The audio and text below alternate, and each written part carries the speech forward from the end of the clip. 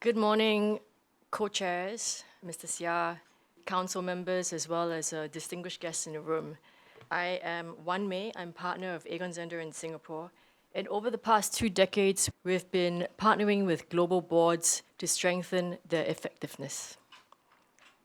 Today, I'm delighted to share findings from the report, a survey that we've done together with the Council for Board Diversity, where we've interviewed 17 NOMCO chairs and chairs, and also surveyed 170 board members drawn from LISCOs in Singapore.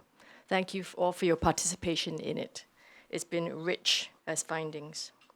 And we compared the responses from the survey to global set in the Egon Zehnder Global Diversity and Inclusion Report that came out in 2025. And so we're going to be sharing some of the findings here today. When we refer to diversity, we're thinking about composition. It's how different are people around the room in the board. And when we think about inclusion, we're thinking about how are different perspectives effectively integrated in conversations in the boardroom? Do different voices genuinely influence and shape outcomes?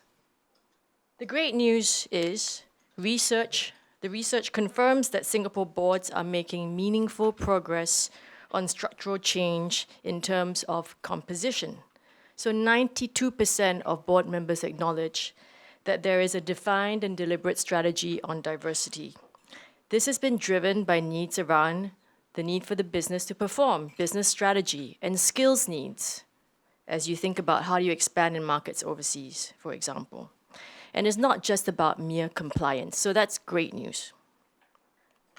Now, while there has been meaningful structural change and progress, the challenges cited for the next phase of the diversity agenda are lack of available seats. So this is at about 35% of you say that's a challenge. And this is not that different from the global average.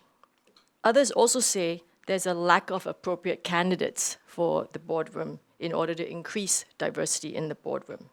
And yet, directors interviewed observe that we still rely on familial networks in order to get new directors onto the board, rather than structured search and succession processes. In fact, and importantly, and sadly, actually, 20% in Singapore cite that diversifying the board is not a current priority. And that's almost 2 times the number and percentage in the figures globally and what other boards globally are doing.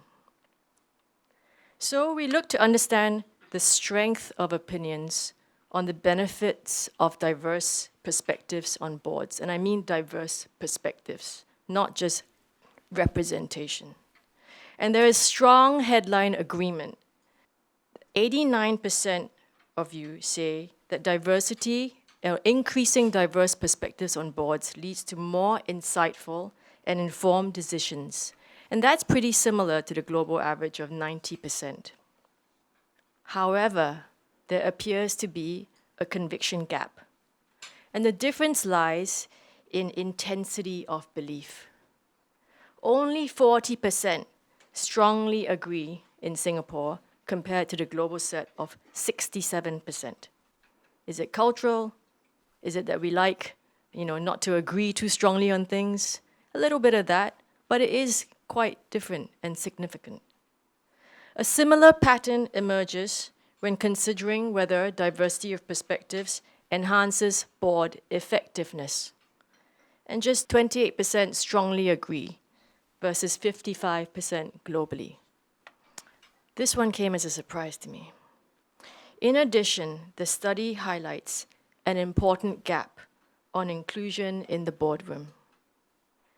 Directors here feel their views are heard.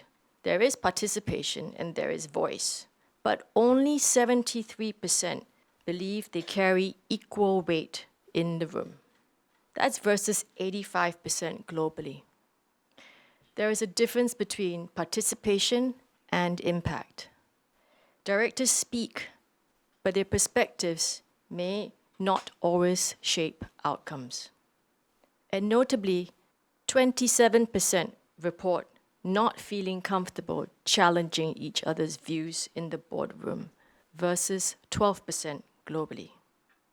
And we need to pause and think, what potential for Singapore in Singapore boardrooms are we losing when we're not having these sorts of conversations in the boardroom?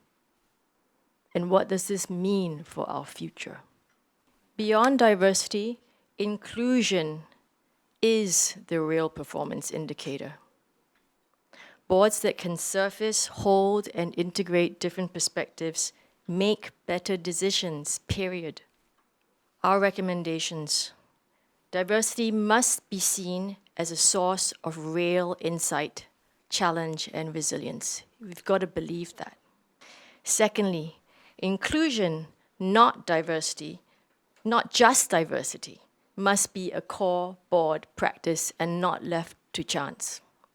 Thirdly, we do need to broaden talent pools beyond familial networks.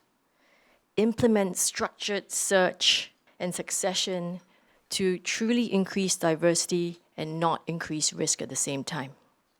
And fourthly, board chairs must balance the need for efficiency and the integration of diverse perspectives in the room. Now, I know it's easy to point that out, and it's a lot harder to do.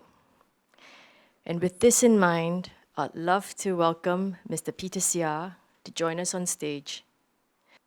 Mr. Seah has been in boardrooms for nearly 3 decades. He first took on his first chairman role in 2005. As Seah Kee mentions, it's such a long list, it's going to take a long time to talk through it all. But as we know, he is now also chair of 2 of our most esteemed companies, Singapore Airlines as well as DBS.